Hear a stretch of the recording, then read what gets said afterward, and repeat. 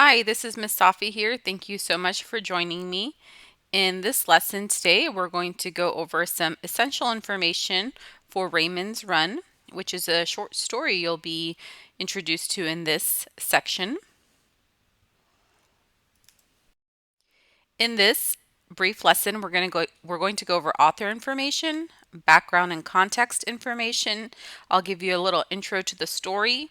We'll go over some literary elements and vocabulary that are key to this story. So let's start by thinking about a question that relates to the story. What does a person need to do to gain respect? Think about that.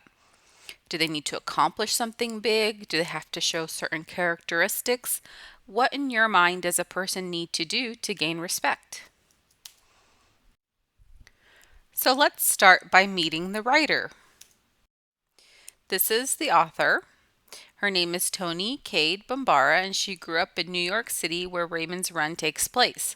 Her writing drew on the voices of her own childhood, the street corner speech makers, barbershop storytellers, and performers at Harlem's legendary Apollo Theater. Her stories, however, came from Bambara's imagination. So Raymond's Run is set in Harlem, and that's a neighborhood in New York City. It's not a fictional place, it exists. From about 1900 to 1925, many African Americans moved to Harlem from the South to escape persecution. During the 1920s, the neighborhood was the center of an outpouring of writing, music, and art that became known as the Harlem Renaissance. In later decades, economic conditions in Harlem deteriorated. More recently, the area has enjoyed some revitalization. So, the main character of this story is a girl called Squeaky, and she has never lost a race. But will that change? Is a question that this story will explore. So, this year she faces stiff competition when a newcomer named Gretchen enters the Mayday race. So, Squeaky got her nickname because she's small with skinny arms and a squeaky voice. So, it's very appropriate. Squeaky may be small, but she has won every track meet she ever entered. So, for the first time, she faces a talented opponent in this story. And the question is, will she keep her first place status? So, a couple of literary elements I want you to focus on as you read this story are dialect and allusion. Do not confuse allusion with illusion, they're two different words. So, dialect is a way of speaking, characteristic of a certain geographical area or certain group of people. So, it's the same language, it's not a different language, it's the same language with its own distinct style. The easiest one to point out to you is if you live in America or you're familiar with how people speak in different regions of America. The people of the South in America definitely have a different dialect in the way that they speak. So here are some examples of different ways that people may speak with different dialect depending on which geographic area of America they're from. So howdy partner would be a dialect of Texas. And then you can see there are some other ones there from the southern states like, hey sugar, how y'all doing? So just very different ways of speaking, but it's still English and we call that dialect. So everyone speaks a dialect of some kind. For example, in the American dialect of English, a car has a hood in front and a trunk in the back and it runs on gas. Okay? So hood, trunk, and gas tank. But if you're from Britain, a British speaker of English uses different words. He or she speaks in a British dialect. So the trunk becomes boot, the petrol tank is what they use for gas tank, and so different words there used just depending on the dialect. So writers may use dialect to bring a character to life. So dialect is definitely important when it comes to our readings. So this author is thinking, my character is thirsty. Would she ask for a soda, a tonic, or some pop? Well, depending on where her character is from, determines which one of these answers she'd give. because soda and pop are used interchangeably depending on what part of the country you're from. So, when we talk about dialect in Raymond's Run, the main character speaks in a dialect used in New York City's Harlem in the 1970s. Look at this passage here and think about what you notice in terms of dialect. Are the sentences in what we would call standard English? Does it sound like someone who's highly educated or not? Someone who's older or younger? Take a moment to pause your screen and look this over and think about what is revealed about the character through the dialect you see here. And when you're ready to move on, please click play to continue. So, hopefully you took some time to read that. How does Squeaky's voice help you picture her? So remember, in writing, we don't always have pictures to share, especially if it's not a picture book that we're writing. So the words that we use are very critical in creating a voice for the character, and that's where dialect and dialogue can come into play.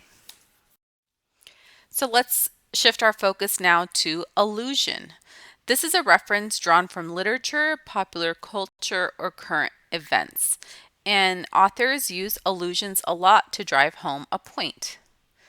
So, for example, a writer might say he lied so much he had a nose like Pinocchio. So the reference then is to the character Pinocchio, which most people are familiar with. Or they might say something as she was as sweet as Snow White. And of course, they're referring to Snow White from the story, the fairy tale story. The thing with allusions, though, is that writers need to pick something that their audience would actually understand a reference to. So if it's something very obscure or something that most people won't know, your allusion and the point you're making may be missed. So in these two cases with Pinocchio and Snow White, the writer is making an allusion to a familiar literary character.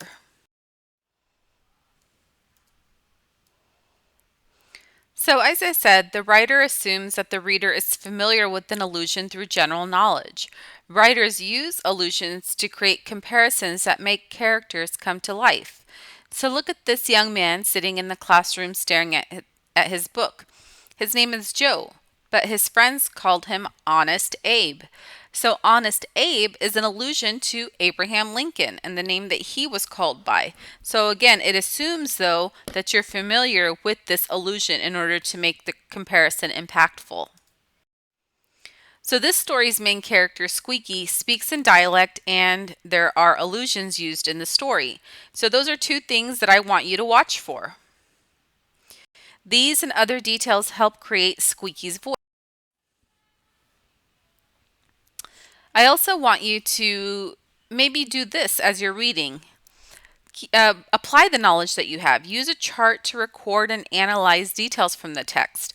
So, on one side of your paper, you can split it in two, start writing story details, and on the other side, try to identify what literary device is being used. So, for example, in this first one, notice the quotation marks. This is an example of dialect. So, and dialogue.